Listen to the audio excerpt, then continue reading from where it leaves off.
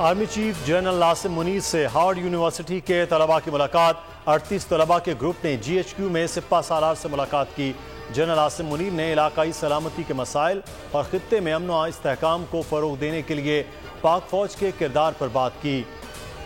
زور دیا پاکستان دہشت گردی کے خلاف کردار ادا کر رہا ہے، عالمی برادری کو پاکستان کی بے پناہ قربانیوں کا ادراک کرنا چاہیے۔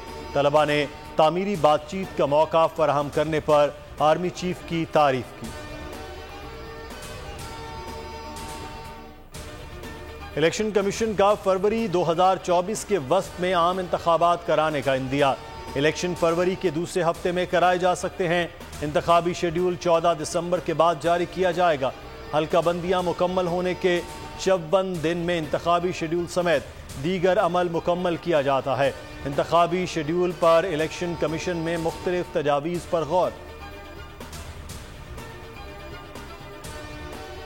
امریکہ پاکستان میں آزادانہ اور منصفانہ انتخابات چاہتا ہے، مذہبی اقلیتوں کا تحفظ چاہتے ہیں۔ نگراں وزیر اعظم سے امریکی سفیر کی ملاقات۔ ڈونلڈ بلوم نے کہا، انوار الحق کاکڑ سے ملاقات کر کے خوشی ہوئی، پاک امریکہ تعلقات میں وسعت کے لیے اپنے عزم کا اظہار کیا۔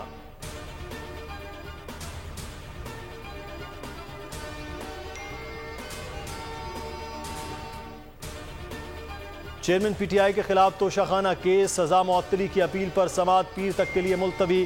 الیکشن کمیشن کے وکیل امجد پرویز کی طبیعت خراب ہونے کے باعث عدالت میں پیش نہ ہوئے۔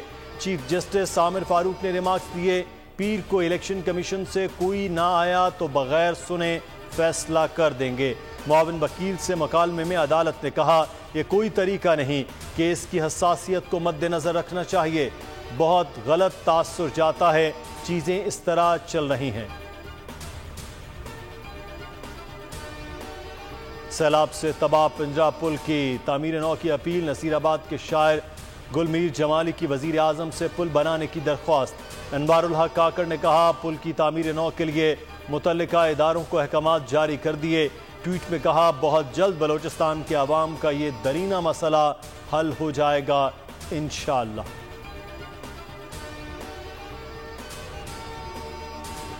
ہنگری میں 2023 میں جیولن تھرو کے مقابلے، ایتھلیٹ ارشد ندیم کا ایک اور اعزاز۔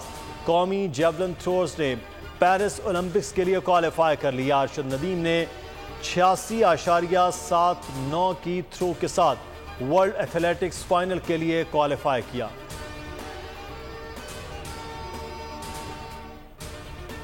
لاہور میں چینی کا بحران سنگین ہو گیا، شہر کی بیشتر مارکیٹوں سے چینی غائب۔ اوپن مارکیٹ میں چینی 175 روپے تک پہنچ گئی۔ اکبری منڈی میں ہول سیل مارکیٹ میں 160 روپے میں دستیاب۔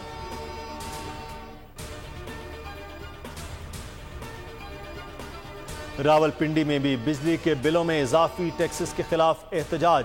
مظاہرین بڑی تعداد میں مری روڈ پر نکل آئے، بجلی کے بل اٹھا کر مظاہرہ، کہا اضافی ٹیکسز کسی صورت قبول نہیں، سول نافرمانی کی تحریک چلانے کی دھمکی۔